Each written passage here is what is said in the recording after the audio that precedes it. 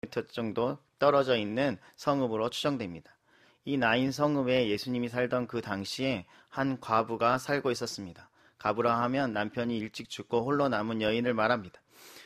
그 당시에 과부는 홀로 사는 것이 쉽지 않았습니다. 왜냐하면 자기 혼자 자급자족하는 것이 열려있지 않는 사회 속에서 살아야 되기 때문입니다. 그래서 항상 과부는 사회적 약자 계층에 속해 있었습니다. 그렇게 과부는 힘든 삶을 살았지만 그럼에도 불구하고 한 가지 희망이 있었는데 그녀에게는 자신이 사랑하는 아들이 있었습니다. 우리는 직접 그녀를 만나보지 않았지만 우리가 유추해 볼 때 그의 아들을 얼마나 사랑하고 애지중지 키웠는지 상상해 볼 수가 있습니다. 그녀에게 있어서 아들은 세상의 전부라고 말해도 과언이 아닐 겁니다. 그런데 어느 날 그녀에게 엄청난 비극이 찾아옵니다. 자신의 하나뿐이었던 독자 아들이 죽게 됩니다. 오늘 말씀에서는 그 아들이 왜 죽었는지를 설명해 주지 않습니다. 그러나 한 가지 확실한 것은 그 아들이 확실하게 죽었다는 겁니다. 그녀의 유일한 희망이 흔적도 없이 사라져 버렸습니다. 그녀의 세상이라고 생각했던 아들이 없어져 버린 겁니다. 만약에 그녀의 아들이 아프기라도 했다면 유명한 약사나 의사들을 찾아가며 어떻게든 그 아들을 살리기 위해 고군분투라도 해봤을 건데 그런 노력이라도 할 수 있었을 텐데 아들이 죽어버렸으니 이제 그 노력도 할 수 없는 그런 상황입니다. 자신 곁에는 싸늘한 시신이 되어 돌아온 아들뿐입니다. 이런 상황을 슬프다는 말로 다 표현할 수 없을 겁니다. 그렇게 죽은 아들의 장례식장에, 장례 행렬에 많은 사람들이 그녀를 위로하기 위해서 찾아왔습니다. 아마 여러 가지 말로 그녀를 위로했을 겁니다. 그런데 그 위로가 그녀를 위로해 주지 못합니다. 왜냐하면 그 위로가 죽은 아들을 되살릴 수 없기 때문입니다. 그녀가 할 수 있는 것은 하나 없고 이제 그녀가 할 수 있는 것이라곤 그녀의 아들을 위해서, 죽은 아들을 위해서 슬피 우는 것뿐입니다. 그러나 안타깝게도 이 눈물 역시 그 아들을 다시 되돌리킬 수는 없습니다. 다른 말로 하자면 눈물 자체에는 신비한 능력이 없어서 그 아들을 살려줄 수 없다는 겁니다.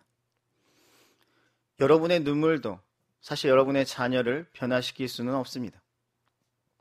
이 자리에 계신 분들도 아마 여러분의 자녀를 위해서 많이 울어보았지만 변화되지 않는 여러분의 자녀를 마주하게 될 겁니다. 만약에 눈물 자체가 여러분의 자녀를 변화시킬 수만 있었다면, 그런 능력이 있었다면 인공 눈물이라도 눈에다 넣어서라도 눈물을 흘리면서 자녀를 변화시켰을 겁니다.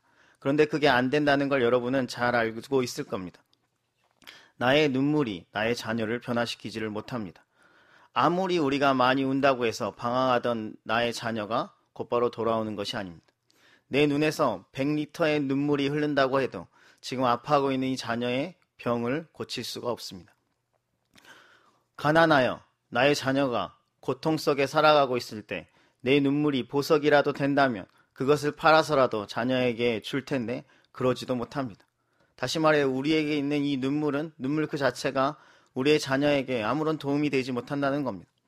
물론 가끔은 부모의 눈물로 인해서 자녀들이 감동을 받아서 변화되는 계기가 되기도 합니다. 그런데 그거는 그때뿐입니다. 시간이 지나고 나면 다시 돌아오고 맙니다. 그래서 결국 부모님의 눈물이 자녀의 문제를 완벽하게 해결해 줄 수는 없다는 겁니다. 그렇다면 앞으로 우리는 부모님이라면 자녀를 위해서 절대 울지 말아야 할까요? 어차피 울어봤자 소용이 없으니 이제 우리 눈에서 자녀를 위한 눈물은 다 씻어내야 할까요? 아니요, 그렇지 않습니다. 부모는 자녀를 위해서 울어야 합니다. 목사님 왜 이랬다 저랬다 하십니까? 아까는 눈물을 흘린다고 해도 아무 소용이 없다고 하는데 왜 갑자기 또 태세를 전환해서 자녀를 위해서 울라고 하십니까? 맞습니다. 우리의 눈물은 그 자체에는 힘이 없습니다. 그런데 눈물은 아무런 능력이 없는데 그 눈물이 지나가던 예수님의 발걸음을 멈추게 했다는 사실에 우리는 주목을 해야 합니다. 과부가 울고 있는 그 동시간대에 예수님이 나인 성읍을 지나가십니다. 자신의 제자들과 또 예수님을 따르는 수많은 무리들과 함께 이 나인 성읍에 어떤 일이 있으셨는지 도착하게 됩니다. 그런데 예수님께서 장례 행렬을 보게 됩니다. 아마도 당연히 절규하고 있는 그 과부의 울음소리를 들으셨을 겁니다. 그러자 예수님이 지나가던 발걸음을 멈추시고 그녀에게 다가갑니다. 이것이 바로 눈물의 힘입니다. 과부의 눈물이 직접 죽은 아들을 살릴 수는 없었지만 예수님의 발걸음을 멈추게는 할 수 있었다는 겁니다. 우리 13절 말씀을 다 같이 읽어볼까요? 13절입니다. 시작.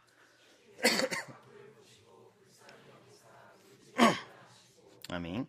예수님은 자신의 일행들과 지나가다가 아들의 죽음으로 인해서 슬피 울고 있는 그 과부를 보시고 불쌍히 여기셨다라고 말합니다.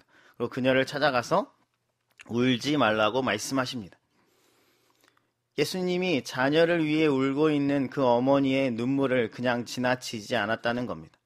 예수님이 분명히 여러 가지 일정이 있으셨을 텐데 일부러 시간을 내서 그녀를 찾아가신 겁니다. 이 눈물이 예수님의 발걸음을 멈추게 했다는 겁니다. 자녀를 향한 부모님의 눈물이 예수님의 발걸음을 멈추게 했다는데 우리는 주목을 해야 합니다. 아들의 장례식이란 어쩌면 그녀에게 있어서 남편의 죽음보다 더 커 보이는 그 어마어마한 비극 앞에서 어머니의 눈물은 오히려 예수님을 그 자리로, 그 비극의 자리로 모셔올 수 있는 능력을 발휘합니다. 그리고 예수님은 단지 그녀의 마음만을 위로해 주신 것이 아니라 아주 놀라운 기적을 일으켜 주십니다. 예수님은 먼저 그 과부의 아들이 들어있는 그 관에 손을 댑니다. 이로 인해 장례의 행렬이 잠깐 멈추게 됩니다. 그런데 이것은 유대인의 감정에서, 우리의 관점에서는 뭐 별다른 문제가 되지 않지만 유대인의 감정에서는 굉장히 신뢰가 되는 일입니다. 상상할 수 없는 일입니다. 왜냐하면 이것은 단순히 모르는 사람의 관을 만졌다 또는 장례 행렬이 가고 있는데 그것을 멈추겠다, 그래서 잘못된 거다, 이런 이야기를 하는 것이 아닙니다. 율법의 규정에 따라서 유대인들은 시체의 부정함에 원래 손을 대서는 안 됩니다. 그러면 그 부정함이 옮아지게 됩니다. 그런데 예수님이 시체가 담겨있는 그 관에 손을 대신 겁니다. 예수님이 왜 이런 행동을 하셨을까요? 그 이유는 이어지는 예수님의 말씀을 통해서 짐작할 수 있습니다. 예수님은 죽은 청년을 향해서 일어나라고 말씀하십니다. 다시 말해서 죽은 아들을 살리기 위해서 부정한 시체를 심지어 예수님이 만지신 겁니다. 그런데 예수님의 말씀에 약간 이상한 부분이 있습니다. 죽은 청년에게 일어나라고 말씀하십니다. 원래 일어나라는 말은 잠자고 있는 자에게 흔히 쓰는 말입니다. 잠자고 있는 자녀에게 아침이 됐으니 일어나라고 말을 합니다. 그런데 지금 이 아들은 자고 있는 것이 아니라 죽어 있는 상태입니다. 이것은 예수님이 착각을 하셨거나 아니면 그가 덜 죽어서가 아닙니다. 왜냐하면 지금 이 일은 장례 행렬 가운데 일어나고 있는 일이기 때문입니다. 예수님도 그 아들이 죽었다는 사실을 누구보다 잘 알았고 거기 있는 사람들도 다 알고 있었고 절대로 덜 죽은 상태도 아닙니다. 그건 예수님이 지금부터 기적을 베푸신다는 뜻입니다. 우리 15절 말씀도 다 같이 읽어볼까요? 15절입니다. 시작. 예수께서 그를 어머니에게 주시니. 아멘.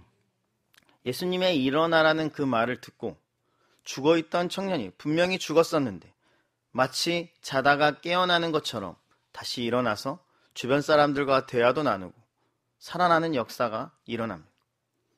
원래 시체를 만지면 그 시체를 만진 사람이 부정해져야 됨에도 불구하고 예수님이 시체를 만지자 예수님의 생명이 그 청년에게 새 생명을 준 겁니다. 그렇게 이 청년이 살아나게 됩니다. 예수님 앞에서는 죽음조차도 아무런 문제가 되지 않음을 보여주고 계십니다. 그렇게 죽었던 청년이 살아났고 다시 어머님의 품으로 돌아가게 됩니다. 그녀의 무너졌던 그 세상이, 깨어졌던 그 세상이 다시 원상복구가 됩니다. 그런데 예수님이 살던 당시에 얼마나 많은 장례식이 있었겠습니까? 그런데 예수님이 그 장례식을 다 쫓아다니면서 죽은 사람들을 다 일일이 살려주지 않습니다. 그렇다면 이 장례식에서 이 청년은 어떻게 다시 살아날 수 있는 기회를 얻었을까요? 사실 이 청년이 예수님을 위해서 무슨 큰 선물을 한 것도 아닙니다. 예수님을 위해서 무슨 위대한 업적을 남긴 사람도 아닙니다. 이름도 나와 있지 않습니다. 그런 이 청년이 예수님을 만났을 때는 이미 이 청년은 죽어 있는 상태였습니다. 살아날 가망이 영인, 시체였다는 겁니다. 그런데 예수님이 그런 그 청년을 살려줍니다. 그것은 그 청년이 뭔가 대단해서가 아니라 어머니의 눈물 때문입니다. 어머니의 눈물이 예수님의 발걸음을 멈추게 하셨고 죽은 아들을 살아나는 기적을 일으키게 만듭니다. 그래서 우리도 자녀를 위해서 눈물로 기도해야 합니다. 비록 우리는 자녀를 위해서 해줄 것이 없지만 우리의 눈물을 통해서 예수님이 발걸음을 멈추시고 우리의 자녀에게 주목한다면 그때 기적이 일어나게 됩니다. 그렇다면 여러분의 자녀를 위해서 여러분은 얼마나 많은 눈물의 기도를 흘리셨습니까? 너무 오래전 일이라서 기억조차 나지 않습니까? 아니면 더 이상 변화가 되지 않는 그 자녀들의 모습을 보면서 이미 그 기도를 포기하셨습니까? 어쩌면 우리의 자녀가 변화되지 않는 여러 가지 이유가 있겠지만 그 중에 하나는 우리의 눈물의 기도가 부족해서 아닐까요? 하나님 앞에서 우리의 눈물의 기도가 어느 정도 적정량이 됐을 때 하나님께서 그 자녀를 변화시킬 텐데 어쩌면 우리의 눈물이 아직 거기까지 차지 않았기 때문에 우리의 자녀가 여전히 그 변화를 받지 못한 상태로 머물러 있지는 않을까요? 이제 곧 초등부 그리고 중고등부 성경 캠프를 하게 됩니다. 신청서를 냈고 회비도 냈으니 이제 내가 할 일은 다 했다 이렇게 생각하는 학부모님들이 계십니까? 아니요. 눈물의 기도를 해야 합니다. 캠프에 들어갈 우리의 자녀를 위해서 여러분들이 간절히 하나님께 부르짖으며 눈물 흘리며 그들을 위해서 기도해야 한다는 겁니다. 예를 들어서 만약에 다음 주에 나의 자녀가 다음 주 월요일 날 수능을 본다고 가정해 봅시다. 그러면 여러분 평소에는 나오지 않던 여러분들이 분명히 내일부터 새벽 기도에 나올 겁니다. 그리고 수능 당일날이 만약 월요일이라고 한다면 그 월요일 날은 여러분이 아침부터 저녁까지 그 수능 끝날 때까지 미션홀에서 간절히 기도할 겁니다. 누가 시켜서가 아니라 여러분이 부모이기 때문에 스스로 자발적으로 그렇게 할 겁니다. 자, 그러면 다시 돌아와서 다음 주 월요일이 성경 캠프인데 나의 자녀를 위해서 지금 눈물로 기도하고 있습니까? 만약 기도하고 있지 않다면 수능보다 성경 캠프가 더 못한 건가요? 나의 자녀에게 있어서 수능보다 성경 캠프는 덜 중요한 것인가요? 그렇게 생각하니까 부모님들이 성경 캠프나 성경 캠프에 참여하는 자신의 자녀를 위해서 덜 기도하는 거 아닙니까? 나의 자녀가 몸이 아프거나 성적이 떨어졌을 때는 엄청 눈물 흘리면서 정작 내 자녀가 믿음이 약해지거나 영적으로 성장하지 않을 때는 전혀 눈물을 흘리지 않습니다. 캠프를 코앞에 두고 있는 이 상황에서 자녀를 캠프에 보내는 부모님들은 마땅히 눈물 흘리며 기도해야 합니다. 그 간절한 기도가 그 아이를 변화시킬 것이기 때문입니다. 물론 여러분 중에는 열심히 자신의 자녀를 위해서 기도하고 있는 학부모님도 계실 겁니다. 그러나 의외로 또 그렇게 기도하지 않는 사람들도 많습니다. 심지어 교회에서 다양한 사역들을 감당하고 있는 부모님임에도 불구하고 그래서 다른 사역을 위해서는 그렇게 열심히 기도하는데 정작 자신의 자녀가 캠프에서 은혜 받게 해달라고는 기도하지 않고 있는 성도님들이 의외로 많다는 겁니다. 제발 캠프에 보내는 것으로 만족하지 마시고 캠프에 참여하는 자신의 자녀를 위해서 간절히 기도해 주시길 바랍니다. 이번 캠프를 통해서 내 자녀가 꼭 변화될 수 있게 해달라고 눈물의 기도를 흘리시기 바랍니다. 우리는 흔히 착각하는 것이 있습니다. 내 자녀를 성경 캠프에 보내기만 하면 곧바로 내 자녀가 변화될 것이라고 착각합니다. 아닙니다. 항상 그런 것은 아닙니다. 제가 캠프를 많이 인도해 봤지만 변화하는 아이도 있지만 그렇지 않은 아이도 있고 오히려 마음이 다치는 아이들도 있고 상처받는 아이들도 있습니다. 다시 말해서 캠프에 그냥 갔다고 해서 무조건 변화되는 것은 아닙니다. 그 배후에는 어머님들의, 아버님들의 눈물의 기도가 있어야 한다는 겁니다. 왜냐하면 우리 주님이 부모님이 흘리고 있는 그 눈물을 주목하고 계시기 때문입니다. 그때 그 자녀에게 놀라운 영적인 변화가 일어나게 됩니다. 그래서 지금은 나의 자녀를 위해서 눈물 흘리며 기도할 때입니다. 제발 내 자녀가 공부 못할 때, 문제 일으킬 때, 또 세상에서 성공 못할 때, 그럴 때만 애통하지 마시고 이렇게 캠프가 시작될 때 캠프에서 우리 아이가 변화될 수 있도록 기도하시고 눈물 흘리시는 학부모님들이 다 되시길 주님의 이름으로 축원합니다. 이것이 나의 자녀를 살리는 길입니다. 어떤 부모님은 혹시 이미 늦은 것은 아닌가요? 라고 말하기도 합니다. 이제 곧 캠프는 이미 시작될 것이고 내 자녀는 이미 믿음이 흔들렸고 교회에도 잘 안 나오려고 하고 있는데 지금 와서 기도한다고 우리 아이가 바뀔까요? 라고 질문하기도 합니다. 아니요, 너무 늦은 것이 아닙니다. 과부의 아들이 예수님을 만났을 때 그 아들이 어떤 상태였는지 여러분은 잘 알고 계실 겁니다. 그 아들은 이미 죽은 상태였습니다. 그런데 진짜 늦은 걸로 치면 그 아들보다 더 늦은 게 어디 있겠습니까? 예수님을 살아서 만났어야 했는데 이미 죽어서 만났다는 겁니다. 그런데 그 죽었던 그 청년도 관 속에서 예수님을 만났는데 그가 예수님을 만나고 다시 살아나게 됩니다. 예수님을 만나게 되면 너무 늦은 것은 없습니다. 그러니 나의 자녀가 아무리 영적으로 바닥을 치고 있다고 하더라도 그 자녀가 예수님을 만나기만 하면 그 자녀는 놀랍게 변화될 겁니다. 그러니 여러분들은 내 자녀가 예수님을 꼭 만나게 해달라고 간절히 기도해야 합니다. 그것이 여러분에게 있어서 가장 중요한 기도 제목 중 하나일 겁니다. 예수님을 진짜 인격적으로 만나기만 하면 정말 놀랍게 변화됩니다. 부모님이 아무리 잔소리를 많이 하고 아무리 강도 높은 훈련을 하고 세상에 있는 아무리 좋은 훈육의 방법들을 동원한다고 하더라도 변화되지 않던 그 아이가 예수님을 만나기만 하면 반드시 변화됨을 믿으시길 바랍니다. 저는 하늘시학교에서 3년 동안 중고등부 사역을 했습니다. 중고등부 학생들이 성경 캠프를 통해서 여러 방면으로 인격적으로 예수님을 만나고 놀랍게 변화되는 것을 자주 목격했습니다. 물론 그 변화가 오래 가지 않았을 뿐이지 그 변화가 가짜는 아니었습니다. 왜냐하면 그들을 만나서 한 명 한 명 이야기해보면 그들이 예수님을 이 캠프 기간에 인격적으로 만났다고 그들의 입에서, 제가 주입식으로 가르친 게 아니라 그들의 입에서 고백하고 있기 때문입니다. 그들의 간증문이나 또 그들의 신앙 고백을 쓰는 그런 시간에 그렇게 그들이 고백하고 있기 때문입니다. 다시 말해서 이 캠프는 굉장히 중요한 시간입니다.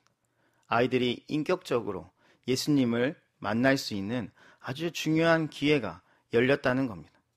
그러니 이럴 때, 이 기회가 주어졌을 때 학부모님들은 적극적으로 우리 아이들을 성경 캠프로 보내주셔야 합니다. 마감 날짜가 끝났다고 해서 포기하는 게 아니라 어떻게든 선생님들을 애걸복걸하면서 우리 아이를 꼭 그 캠프에 갈 수 있게 해달라고 해야 합니다. 그것이 우리의 자녀를 살리는 길이기 때문입니다. 또 한 학부모님들이 착각하는 것 중에 하나는 나의 자녀를 캠프에 보내주는 것이 마치 주일학교에 뭔가 대단한 호의를 베푸는 거냐 생각할 때가 있습니다. 그렇지 않습니다. 선생님들이 그토록 여러분의 자녀를 보내달라고 하는 이유는 인원수를 채우면 상을 받기 때문이 아닙니다. 그 아이들이 변화되기를 간절히 바라는 마음으로, 기대함으로 선생님들이 그렇게 안 간다고 해도 2번, 3번, 4번, 5번 계속 전화해서 꼭 보내달라고 이야기하는 겁니다. 그러니 부모님들도 어떻게든 내 아이들이 영적으로 변화될 수 있도록 여러분도 열정을 가지고 여러분의 아이들을 캠프로 보내주셔야 합니다. 그런데도 좋은 학원은 대기까지 걸면서 그렇게 보내려고 하는 그런 학원은 그렇게 여러 군데를 알아보면서 정작 캠프에는 그렇게 미적미적 거릴 수가 없습니다. 그건 캠프가 얼마나 중요한지를 모르기 때문입니다. 나의 힘으로 평생 걸려도 바뀌지 않는 그 아이들이 캠프를 통해서 단 한 번에 변화될 수 있습니다. 여러분이 100번 잔소리할 것을 단 한 번으로 변화시킬 수 있다는 겁니다. 절대 손해보는 장사가 아닙니다. 마치 지금 제가 캠프 광고를 하고 있는 것 같은데 진짜 그래서 말씀드리는 겁니다. 그렇다면 자녀가 캠프 가기로 했으면 이제 끝난 겁니까? 아니요, 그렇지 않습니다. 이때부터가 이제 기도로 전쟁을 시작하는 겁니다. 부모의 눈물의 기도가 이제부터 계속해서 필요하다는 겁니다. 캠프 기간 동안 새벽 기도는 물론이고 미션홀에 나와서 나의 자녀가 캠프 기간 동안 꼭 예수님을 만날 수 있게 해달라고, 참된 변화를 일으키게 해달라고 간절히 기도해야 합니다. 그래야 캠프 마지막 날 그 간증의 주인공이 될 수 있습니다. 교사들 역시 캠프를 앞두고 간절히 기도해야 합니다. 다른 사람들은 다 캠프를 위해서 열심히 기도하고 있는데 정작 교사들이 기도를 안 할 때가 엄청 많습니다. 바쁘다는 이유로, 준비해야 되는 이유로 뭔가 핑계를 대면서 자꾸 기도를 안 하는데 차라리 캠프 준비가 조금 미흡하더라도 여러분은 기도로 준비해야 합니다. 그래야 여러분의 반 아이들이 변화되게 되어 있습니다. 여러분의 눈물의 기도가 그 아이들을 변화시키는 겁니다. 특별한 프로그램이, 특별한 찬양이 그 아이들을 변화시키는 것이 아니라 반 선생님의 눈물의 기도가 그 아이들을 변화시키기 때문에 여러분들은 절대로 기도를 놓아서는 안 됩니다. 비록 본인이 직장을 가기 때문에 캠프에는 참여하지 못하는 교사들이 있더라도 그러면 더욱 힘써서 간절히 기도해야 합니다. 그럴 때 여러분의 반에 부흥의 역사가 임하게 되는 겁니다. 그러니 지금은 그냥 멍하니 있을 때가 아닙니다. 잠시 쉬어가는 타이밍도 아닙니다. 지금은 그 어느 때보다 성경 캠프를 위해서 간절히 기도할 때입니다. 우리 아이들이 2024년을 어떻게 보내느냐는 우리가 이 캠프를 어떻게 기도로 준비하느냐에 달려있기 때문입니다. 그럼 나의 자녀는 유아유치부이고 유년부이니까 우리는 그냥 조금 대충 기도해도 됩니까? 우리는 눈물까지는 안 흘려도 됩니까? 아닙니다. 여러분도 온 힘을 다해서 함께 기도해야 합니다. 왜냐하면 주일학교의 영적인 분위기는 단 하나의 부서에만 국한된 것이 아니기 때문입니다. 다시 말해서 각 부서의 영적 분위기는 서로가 서로에게 영향을 미칩니다. 한 부서가 변화되면 반드시 다른 부서도 변화되게 되어 있습니다. 지금은 초등부, 중고등부만 캠프를 가지만 이 두 부서가 변화하고 돌아오면 반드시 다른 부서에도 영향을 미치게 됩니다. 이 점에서 내 자녀가 캠프를 가든지 가지 않든지 내가 이 부서이든지 저 부서이든지 상관하지 않고 열심히 캠프를 위해서 기도해야 합니다. 부서 이기주의에 갇혀서 내 부서 아닌 일에는 아무 관심이 없는 것만큼 어리석은 일이 없습니다. 그런 교회는 날이 갈수록 성장하는 것이 아니라 날이 갈수록 무너지게 되어 있습니다. 그러니 이 캠프를 위해서 모든 기관들도 힘을 합쳐서 기도해 주시길 바랍니다. 특히 캠프에 참여하는 학생들 중에는 학부모님들이 교회에 안 나오시는 그런 아이들도 있습니다. 그러면 이런 학생들은 사실 부모님의 눈물의 기도를 받을 길이 없습니다. 그냥 캠프에 보내주시는 것으로 감사할 따름입니다. 그렇다면 이제 여러분들이 여기 계신 성도님들이 그 아이들의 영적인 아버지와 어머니가 되어주시면 좋겠습니다. 그래서 여러분들이 생각날 때마다 그 아이들을 위해서 눈물로 기도해 주시길 바랍니다. 그 아이들을 마치 나의 자녀처럼 여기면서 그 아이들이 변화될 수 있게 달라고 반드시 눈물로 기도해 주시길 바랍니다. 이것은 단지 그 아이 한 명의 변화를 놓고 기도하는 것이 아닙니다. 만약에 그 아이가 그 캠프를 통해서 변화되게 되면 그 아이가 속한 그 가정도 변화되게 됩니다. 나의 눈물의 기도가 한 가정을 살릴 수 있다는 것입니다. 예를 들어 친구의 전도로 교회에 온 그 한 학생이 캠프에 참여하게 되었고 그곳에서 은혜를 받고 변화되어서 집으로 돌아가서 믿지 않는 부모님을 전도했다고 가정해 봅시다. 그 가정이 하나님께 돌아오는 놀라운 역사가 일어나지 않겠습니까? 그러니 지금 내가 이 한 아이를 위해서 기도하는 것은 결국 그 한 가정을 살리는 길임을 믿으시고 기도의 끈을 놓치지 마시고 한 생명을 살리는 일, 한 가정을 살리는 일에 꼭 동참해 주시길 바랍니다. 다시 말씀드립니다. 지금은 편히 쉴 때가 아니라 기도할 때입니다. 2024년 영적 전쟁은 초중고 성경 캠프로 시작됩니다. 당연히 치열한 영적 전쟁이 예상됩니다. 제가 수많은 성경 캠프, 성경 학교, 단기 선교 갔지만 한 번도 영적 전쟁이 없었던 적은 없었던 것 같습니다. 당연히 이번 영적 전쟁도 치열한 영적 전쟁이 될 겁니다. 심지어 캠프 가기 전부터 그 거센 공격이 일어나고 있습니다. 가기로 했던 아이들이 못 가겠다고 말하고 아픈 아이들도 생기고 관계의 문제도 생기고 앞으로 더 많은 일들이 캠프 가기 직전까지 계속해서 생겨날 겁니다. 이를 위해서 초등부 또 중고등부 교사들이 열심히 기도하고 있지만 사실 역부족입니다. 그래서 여러분의 중보 기도가 필요합니다. 강력한 영적 공격을 대비해서 기도의 보호막을 쳐야 합니다. 여러분의 눈물의 기도가 그 역할을 해줄 겁니다. 캠프를 뒤덮을 수 있는 강력한 중보 기도를 해주시길 바랍니다. 두 부서가 캠프 기간 동안 치열하게 영적 전쟁을 하는 그 동안에 후방에서 기도의 미사일을 쉴 새 없이 쏴주셔서 우리 모두가 큰 승리를 맛볼 수 있기를 간절히 바랍니다. 그럴 때 캠프에 참여한 학생들이 영적 공격으로 쓰러지지 않고 믿음을 지키며 큰 변화를 경험하게 됩니다. 우리 16절 말씀을 다시 한번 읽어볼까요? 16절입니다. 시작. 하나님께 영광을 돌려 이르되 큰 선지자가 우리 가운데 일어나셨다 하고 또 하나님께서 자기 백성을 돌보셨다 하더라. 아멘. 죽은 청년이 예수님을 통해서 다시 살아나는 기적을 보고 그 주변에 있던 사람들이 깜짝 놀라며 두려워합니다. 그들이 두려워한 이유는 단순히 죽었던 사람이 살아났기 때문만은 아닙니다. 그들이 하나님의 영광을 보았기 때문입니다. 그래서 그들의 입술로 하나님께 영광을 올려드리고 있습니다. 하나님이 자신의 백성을 돌보기 위해서 예수님이라는 큰 선지자를 우리에게 보내주셨다고 고백하고 있는 겁니다. 그리고 심지어 그 예수님에 대한 소문이 곳곳에 퍼지게 됩니다. 이 어머니의 눈물로 시작된 이 놀라운 기적이 결국 하나님께 영광이 되고 예수님을 전파하는 데까지 이르게 된다는 겁니다. 캠프 기간 동안 학생들의 변화는 단순히 놀라움으로 그치지 않을 것이고 결국 그것을 본 많은 사람들이 하나님께 영광을 올려드리게 만들 겁니다. 캠프를 마치고 아마 다음 주가 되면 이 자리에 많은 아이들이 올라와서 간증을 하게 될 겁니다.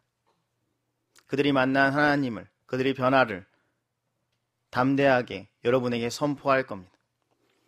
자신이 만난 예수님을 고백할 때 많은 사람들이 그 간증을 듣고 하나님께 영광을 올려드리게 됩니다. 하나님이 지금도 살아계시고 예수님이 그들을 만나셨음을 깨닫고 여러분도 동일하게 하나님께 영광을 올려드리게 될 겁니다. 심지어 믿지 않는 가족들도 그 아이들의 변화를 통해서 전도의 문이 열리는 그 놀라운 역사가 일어나게 될 겁니다.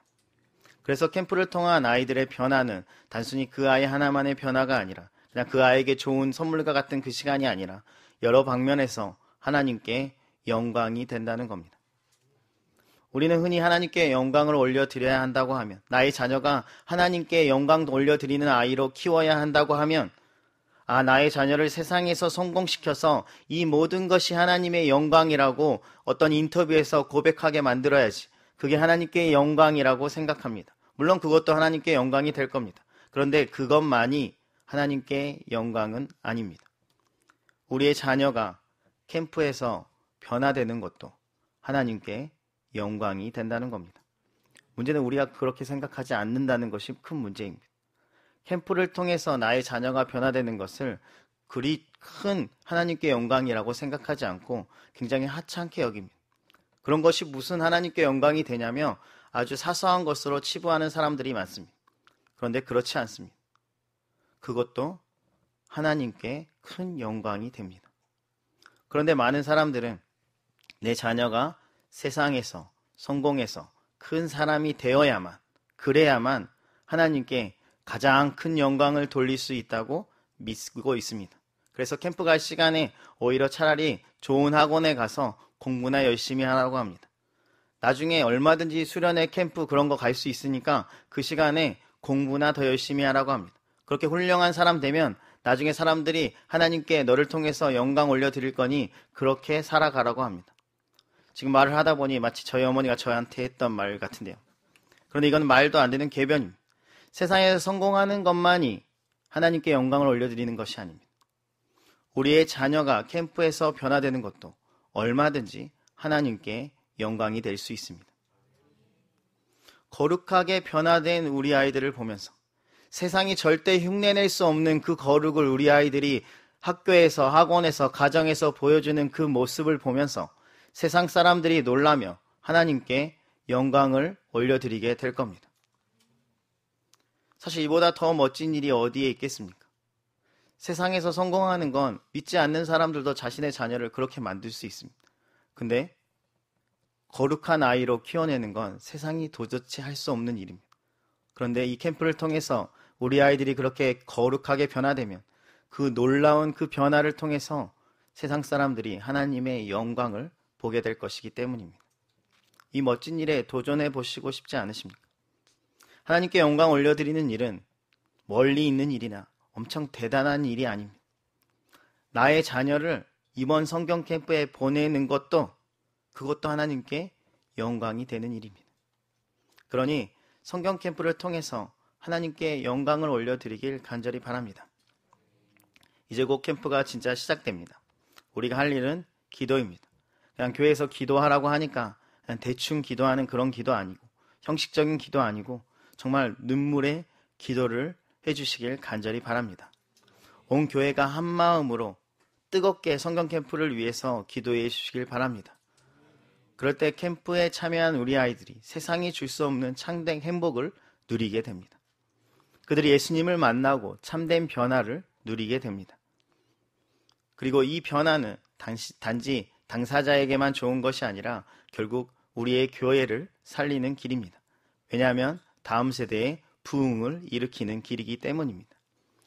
주일학교가 점점 사라지는 이 시대에 믿음의 세대로 우리 아이들을 잘 키워내는 일이 곧 다음 세대를 살리는 길이기 때문입니다.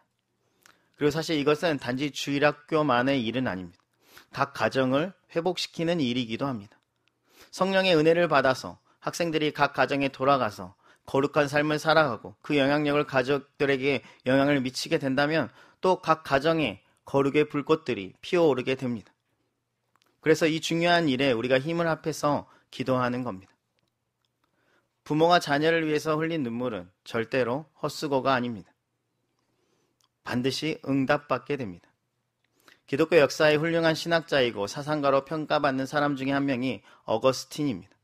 그런데 그는 처음부터 그렇게 신실한 목회자는 아니었습니다. 그는 젊은 시절에 무려 14년 동안 여인과 동거하고 세상 쾌락에 빠져 살던 그런 사람이었습니다. 거룩이라는 말은 전혀 그에게 어울리지 않고 찾아볼 수도 없는 사람이었습니다. 심지어 그는 한때 이단인 마니교에 빠지기도 했습니다. 영적으로나 육적으로나 음란하고 부도덕한 삶을 살았던 사람입니다. 마치 오늘 말씀에 나온 희망이 전혀 보이지 않는 죽은 아들과 같은 영적으로 죽은 상태에 있던 사람입니다. 그러다 어느 날 그가 정원에서 산책을 하고 있는데 갑자기 집어서 읽어라 라는 노래 가사가 들립니다. 근데 그 가사를 듣고 어거스틴이 바로 서재로 가서 신약 성경을 읽게 됩니다. 성령님의 역사가 일어나게 된 겁니다. 그때 그가 펼쳐서 읽었던 말씀이 로마서 13장 13절 14절 말씀인데 제가 읽어드리겠습니다. 낮에와 같이 단정히 행하고 방탕하거나 술 취하지 말며 음란하거나 호색하지 말며 다투거나 시기하지 말고 오직 주 예수 그리스도로 옷을 입고 정욕을 위하여 육신의 일을 도모하지 말라. 그 말씀 앞에서 이 어거스틴이 철저하게 회개합니다. 마치 자신에게 주시는 하나님의 말씀이었습니다. 그는 옛사람의 일을 벗어버리고 새 사람이 됩니다. 주님 안에서 새로운 피조물이 된 겁니다. 그런데 이처럼 어거스틴이 새 사람으로 변화된 그 배후에는 어머니의 눈물의 기도가 있었습니다. 그의 어머니 모니카는 방탕한 생활을 하고 있는 그 아들을 바라보면서 실망하거나 낙심하지 않고 대신에 날마다 눈물로 아들을 위해서 힘써 기도합니다. 왜냐하면 눈물의 기도는 결코 자식을 망하게 하지 않는다는 그 믿음이 있었기 때문입니다. 하나님께서는 그런 모니카의 그 믿음의 기도, 눈물의 기도를 들어주시고 응답하여 주셨습니다. 탕자와 같은 어거스틴이 다시 주님 품 안에 돌아오고 하나님의 자녀가 되는 그 은혜를 허락하셨습니다. 그리고 이것은 단순히 한 사람의 회심으로 끝나지 않고 어거스틴을 통해서 수많은 사람들이, 수많은 성도들이 영적인 선한 영향력을 받게 만들었습니다. 우리가 볼 때는 어머니의 눈물의 기도는 작고 보잘것없어 보이지만 그 눈물을 통해서 자녀의 인생이 완전히 바뀌게 되고 심지어 그 영적 파급력은 우리의 생각을 훨씬 더 뛰어넘는 놀라운 기적을 일으키게 됩니다. 하나님은 부모님의 눈물의 기도를 통해서 역사해 주십니다. 그러니 캠프에 참여한 아이들을 위해서, 자녀를 위해서 간절히 기도해 주시길 바랍니다. 또한 캠프를 통해서 변화된 우리 아이들의 모습은 단지 부모님께만 흐뭇함을 주는 것이 아니라 하나님께도 영광이 됨을 기억해 주시길 바랍니다. 혹시나 아직도 자녀를 캠프에 보낼지 말지 주저하고 있는 분들이 있다면 오늘이라도 그 자녀를 캠프로 보내주셔서 하나님께 영광 올려드리는 삶을 살아가시길 바랍니다. 아이들을 캠프로 보내는 것만으로도 우리는 하나님께 영광을 올려드릴 수 있기 때문입니다. 이번 초중고 성경 캠프에 하나님의 강력한 임재가 임하고 오직 하나님께만 영광이 될 수 있기를 주님의 이름으로 축원합니다. 찬양하겠습니다. 우리 오늘 눈물로 같이 찬양하겠습니다.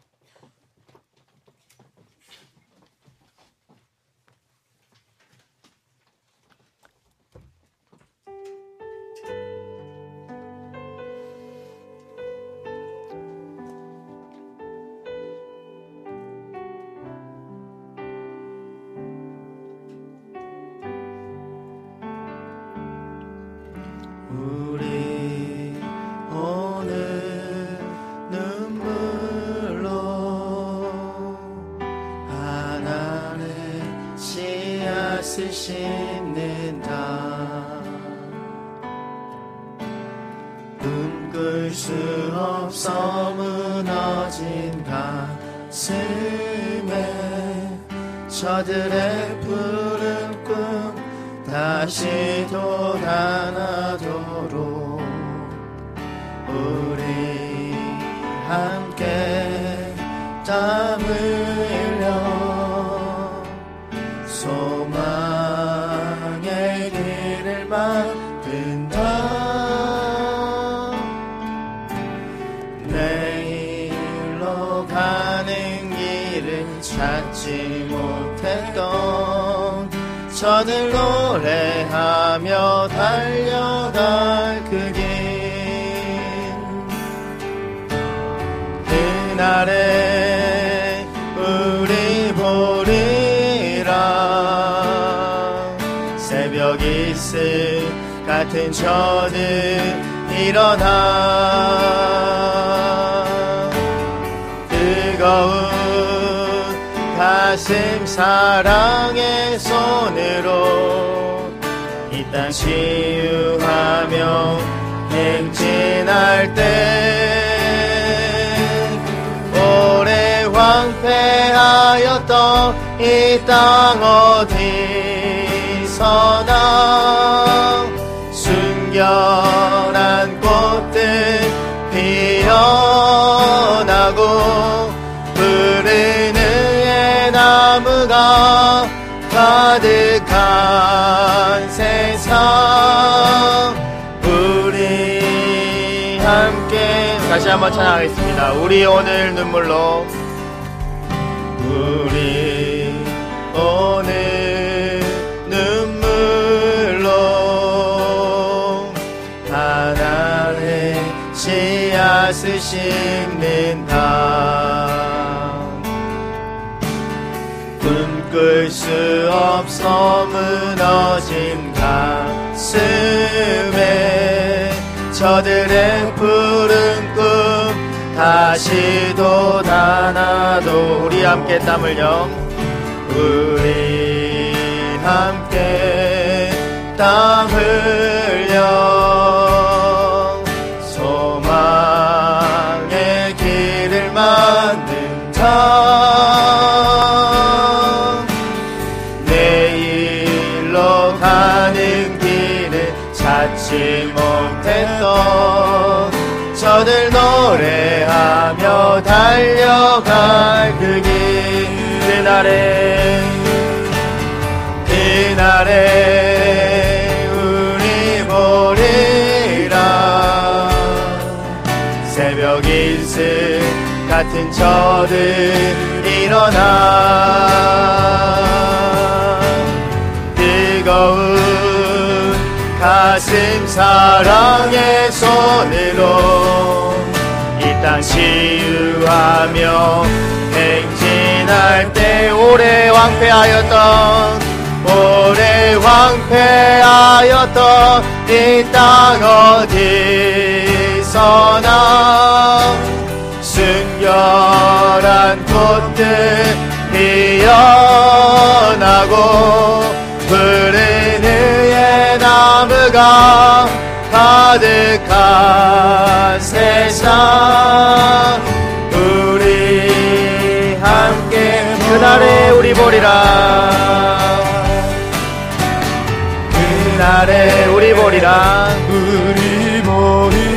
새벽 이슬 같은 저들 일어나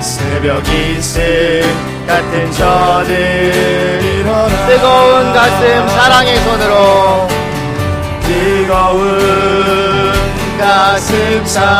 이 땅